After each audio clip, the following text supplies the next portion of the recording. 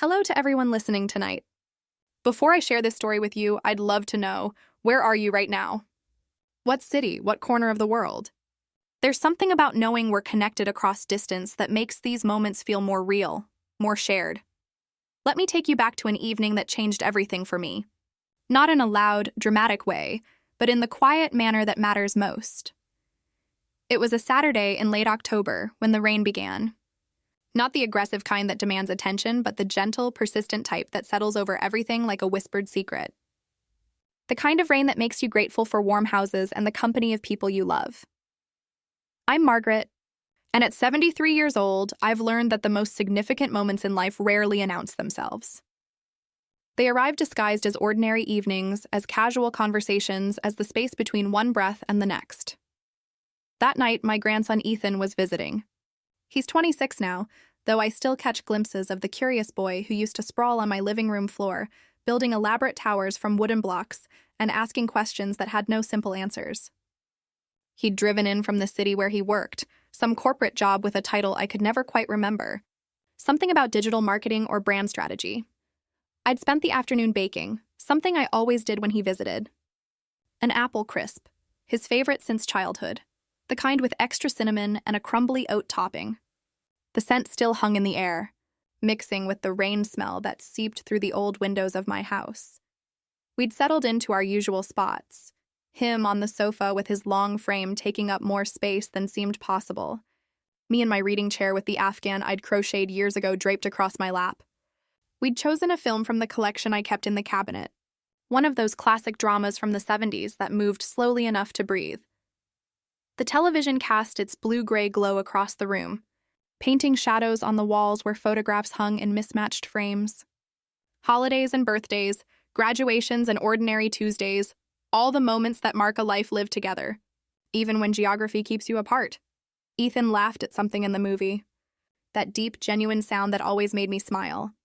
I found myself watching him instead of the screen, noticing the ways time had changed him.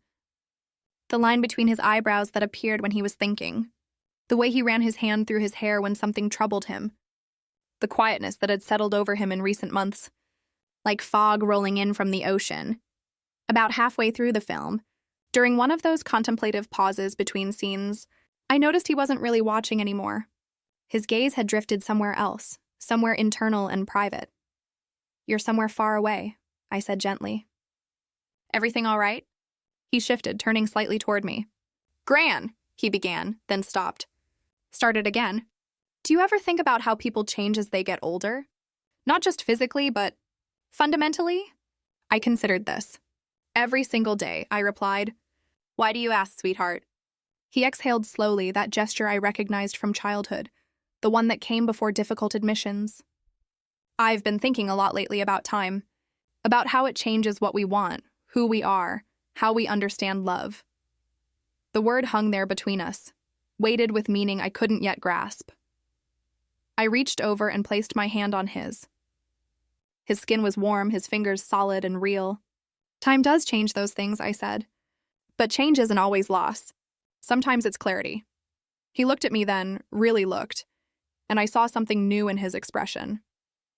Not the boy asking for permission or approval, but a man trying to share truth. The movie continued playing, but we'd both stopped paying attention. Outside, the rain picked up its rhythm, drumming against the roof and windows. "Gran," Ethan said quietly, "you've always been so strong. Even after Grandpa died, even through everything. I've always wondered, are you lonely?" The question landed somewhere deep, in a place I didn't often let myself examine. I'd become skilled at filling days, at creating routines that looked like fulfillment. But late at night, when the house settled into its creaks and sighs, the silence had weight. "Sometimes," I admitted, surprising myself with the honesty. "But it's not the kind of loneliness that frightens me. It's more like an echo, the space where something beautiful used to be." He nodded slowly, and I saw his eyes brighten with unshed tears. "I think I understand that feeling. I've been experiencing something similar." We sat in silence, the kind that feels full rather than empty. The movie played on, forgotten. Then Ethan spoke again, his voice lower, more careful. "When I was little, I thought you were invincible, the strongest person I knew. You still are, but now I understand that your strength includes vulnerability. That makes you even stronger in my eyes.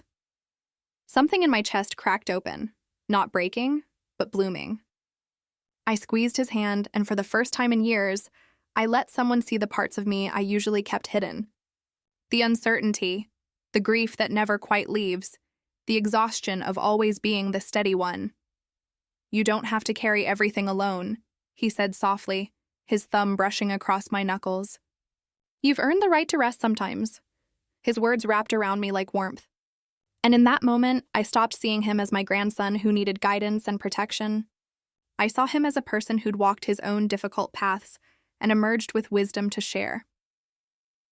The rain continued its steady percussion, marking time, marking this moment into memory.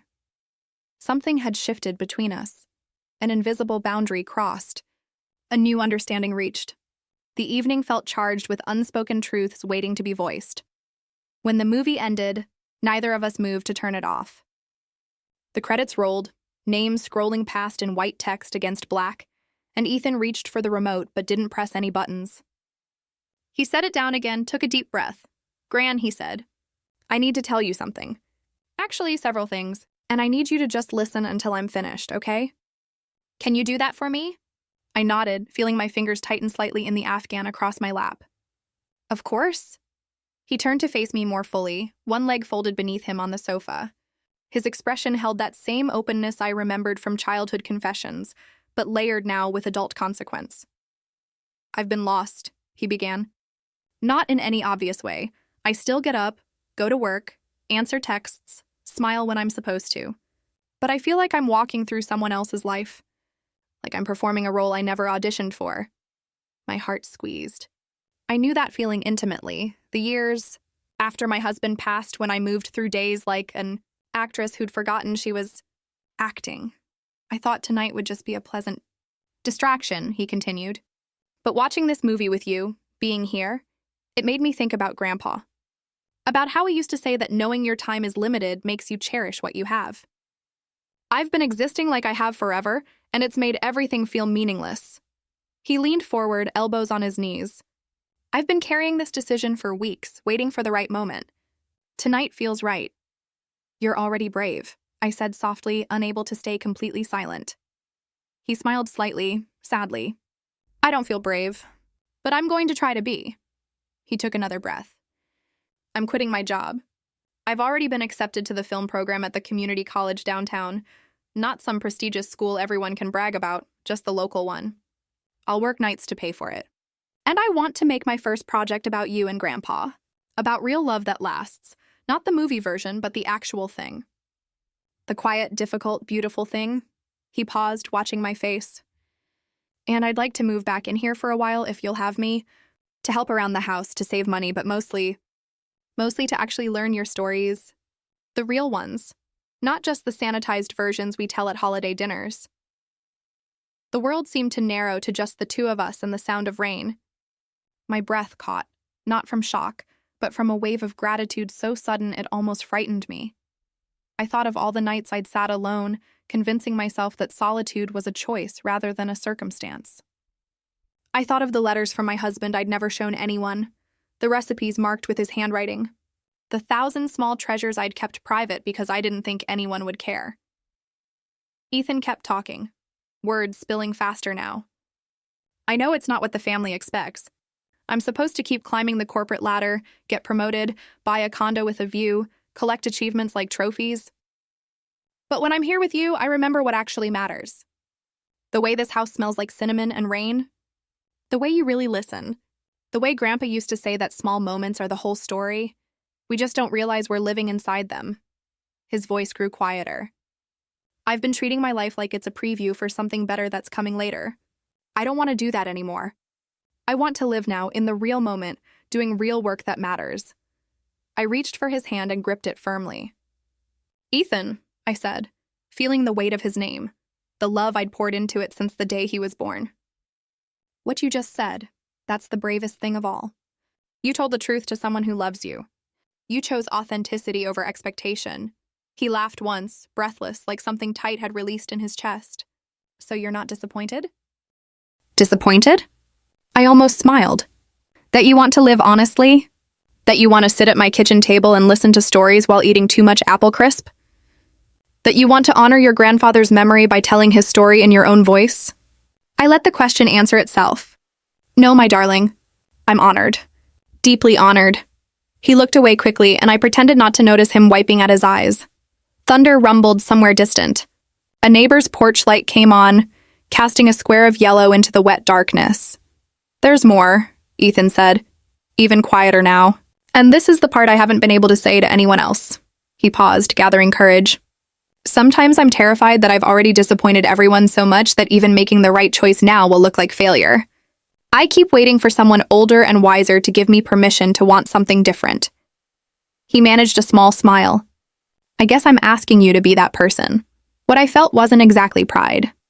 It was something gentler and wider, like light on water at dusk, complete and almost sacred. He was asking for my blessing, but in doing so, he'd given me his trust. He'd given me purpose again. You don't need my permission, I said clearly, but you have it anyway. You have my blessing, my support, and my home. And I should warn you, if you move in, you'll discover that I hum when I cook, talk to myself while reading, and leave sticky notes everywhere because I forget things if I don't write them down. You'll also discover that this house is very good at holding people who are becoming their truest selves. His smile was unguarded then, reaching his eyes and transforming his whole face. I knew you'd understand. I was still scared to tell you. Being scared means you're paying attention, I said.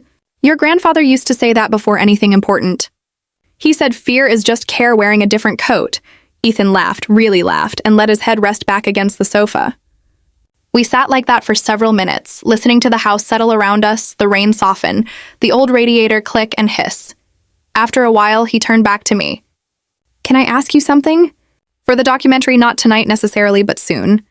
You can ask now, I said, curious. He hesitated. When did you know that love was more than just the exciting beginning? When did you understand it was something you could trust your entire life to? I closed my eyes, letting the memory surface. The day your grandfather forgot our anniversary, I said. Ethan's eyebrows rose in surprise. He came home late, covered in grease from fixing the car, devastated that he'd missed our dinner reservation. He held out a handful of wildflowers he'd picked from the roadside, dandelions, really, like they were rare orchids. And he said, I would rather fight every obstacle in the world and be late to our life than be early to any life that doesn't have you in it. I opened my eyes. It wasn't poetry. It wasn't perfect. It was just the truth he had in that moment, and he gave it to me freely. That's when I understood that love is what you carry in your hands, not what you promise with your words. Ethan leaned forward, absorbing every word. That's beautiful, Gran. It's ordinary, I replied, which is exactly why it lasts. We sat in comfortable silence. The quiet felt earned, like something we'd built together through honesty. Then Ethan cleared his throat. There's one more thing. Something I couldn't say last Christmas when everyone was around. His hand tightened on mine. I've been seeing someone. His name is David. He's kind, patient. He knows I needed time before I could say this out loud to you. I think Grandpa would have liked him very much. I hope you will too. For a heartbeat, the world paused. Not because the revelation shocked me, but because of the profound trust it represented. Him handing me his whole, authentic self and saying without words, Here I am. My darling boy, I said, my voice steady and clear. Thank you for trusting me with this. Thank you for giving me the real map instead of the postcard version. If David is kind to you, he's welcome in this house. You are welcome here. Your truth is always welcome here. Ethan's eyes closed briefly. When he opened them, they shimmered with relief and gratitude. He exhaled as if he'd been holding that breath for months. The clock on the mantel ticked toward midnight. Outside, a car door shut. Someone laughed on the sidewalk, those ordinary sounds that fill neighborhoods late at night. Tomorrow, Ethan said, voice lighter, I'll bring my boxes up from the car, and I'll make you breakfast. Pancakes that are too big for the plates? Deal, I said. And I'll make coffee that you'll claim is too strong. Also accurate, he grinned. We stood, not to end the moment, but to seal it. He bent and hugged me, not the quick embrace of obligation, but the full, steady hold of someone who understands that love is an agreement renewed daily in small ways. When I went to bed that night, the house made its familiar sounds, floorboards settling, wind finding gaps in the window frames. the old furnace humbling to life. But everything felt transformed. On my nightstand, the photograph of my husband occupied its usual spot. I touched the frame gently. "He's going to be fine," I whispered. "So am I." I imagined my husband's response, that particular laugh that always started as a smile. I imagined him telling me the story was unfolding exactly as it should, with honesty and gentleness and room for everyone to keep growing. Sleep didn't come immediately. I lay there experiencing the particular peace that follows meaningful conversation, the kind that changes you but leaves you steady. Truth had entered our living room like an invited guest and sat with us, asking only to be acknowledged. That was the unexpected gift of the evening, the thing that left me momentarily speechless and then filled with more to say than I could express. Ethan had chosen trust over performance, presence over fear, the home we actually inhabited over the life people expected him to construct. In the morning, I knew there would be practical tasks, boxes to unpack, space to make. A young man learning to navigate my kitchen with its quirks and decades-old appliances. There would be laughter at burned pancakes and windows open to let out smoke. There would be a suitcase in the hallway and a camera on the table, capturing the beginning of something real. And when he eventually set up his equipment and asked me to begin telling stories, I would. I'd start with how love lives in ordinary things. The scrape of a chair, the steady hand that keeps pouring tea while someone gathers courage to speak, the silence that doesn't rush to fill itself. I turned off the bedside lamp. Darkness settled softly. Somewhere in the house, Ethan moved with the easy confidence of someone who belongs. I closed my eyes and let the truth of the evening find its place inside me.